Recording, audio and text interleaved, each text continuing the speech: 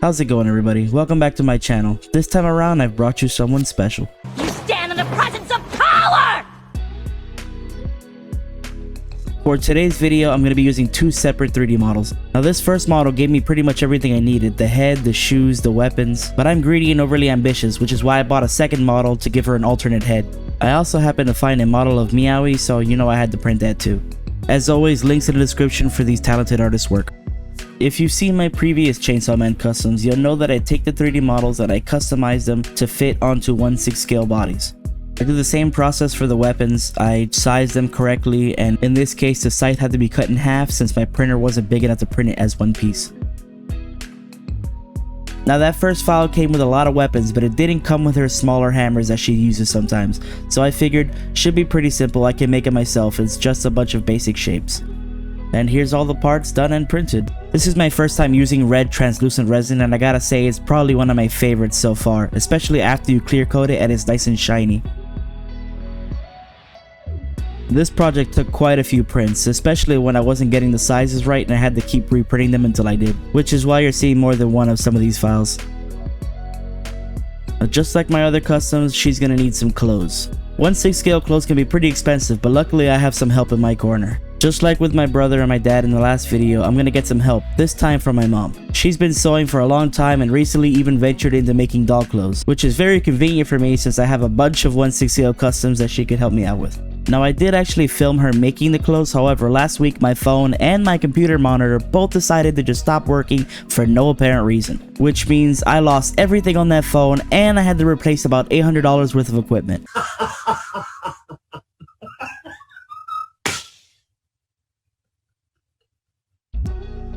With the exception of the tie, she made all the soft goods for this project: the pants, the white shirt, the blue sweater, and an alternate outfit that I was never able to use for reasons that you'll find out later.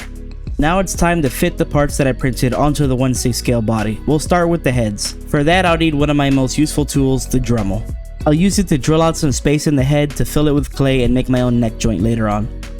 With the heads hollowed out and ready to go, let's move on to the hair. The hair for this head was too big for my printer to do it in one piece, so I'm gonna have to glue these two pieces together now and fill in that gap with some clay. While that's drying, I'm gonna go ahead and make that neck joint I talked about earlier.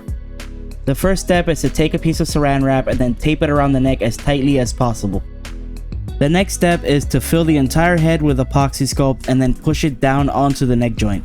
The saran wrap will ensure that the clay doesn't stick to the neck and it will still be removable.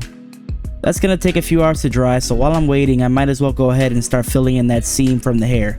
Honestly, this might have been the most annoying part of the entire project. It's such an awkward area to work with, and some of the hair pieces are very fragile, so it's hard not to break them. Now that the epoxy sculpt on the head is dry, I can show you guys how the joint works. The clay wrapped itself around the ball peg of the neck, but it didn't stick to it thanks to the saran wrap, which means it's still removable. Okay, that's a problem. I've used this method several times before, but this is actually the first time this has happened. It seems like the clay wrapped around the neck joint a little too tight and it just won't let it go. But it's alright, with the Dremel we can fix this.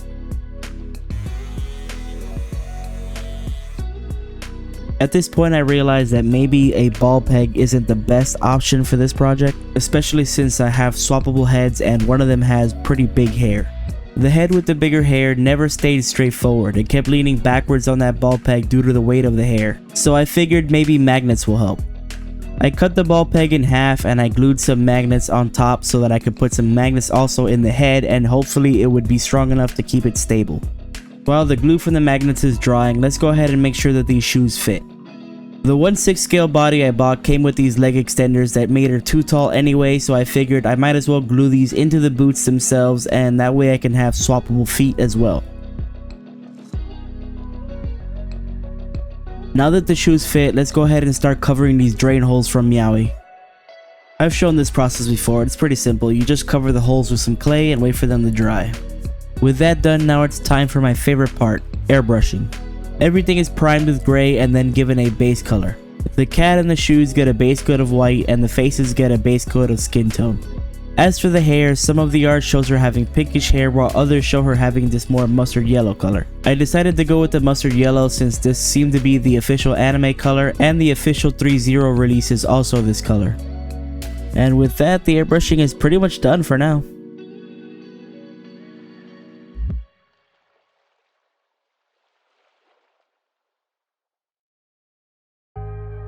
Now that everything has been given a base coat, it's time to go in with a brush and do some painting by hand. This process is pretty self-explanatory, so I'll just let you guys watch me do it.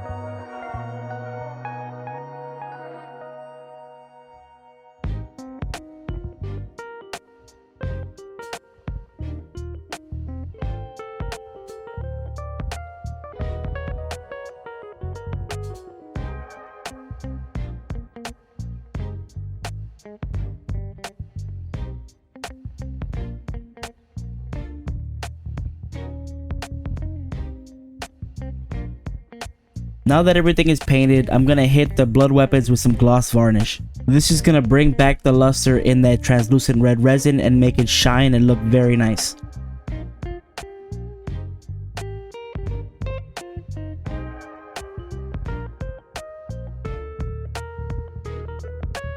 Let's also put some gloss varnish in her eyes to give it that glossy wet look. Now that everything is painted and varnished, it's time to glue the faces into the hair.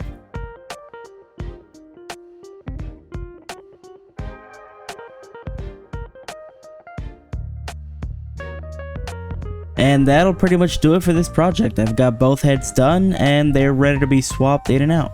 Or so I thought. I feel like this is becoming a running theme here. Once again, I've managed to f things up. Now, I didn't record any of this, but I thought the head sat a little too high before, so I tried to make it lower, and in my pursuits, I managed to get the head stuck in the clay once again. Now, I could have used my Dremel to open it up again, but everything's all nice and painted, and if I did that, I'd probably have to repaint everything. I also managed to break off this piece of the hair by accident, so I'm gonna have to fix that too. At this point, I decided to cut my losses and just keep this head on the body. I was fortunate that she was fully clothed when the head got stuck. It would have been much harder to get the clothing on her with the head in the way. So I lost my swappable head function, but at least this head looks good and it sits right on the body. It's still a little bit heavy, so it's harder to pose, but it's not impossible. Now let's wrap this up before I manage to f something else up.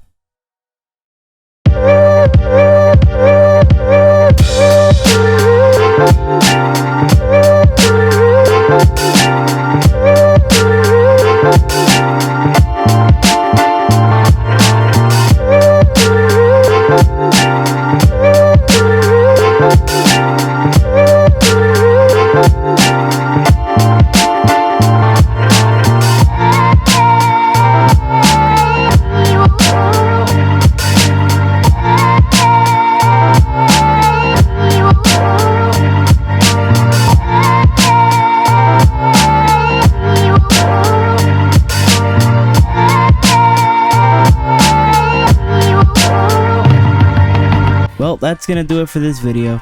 I hope you guys enjoyed watching me take all these different pieces and put them together to make this custom power.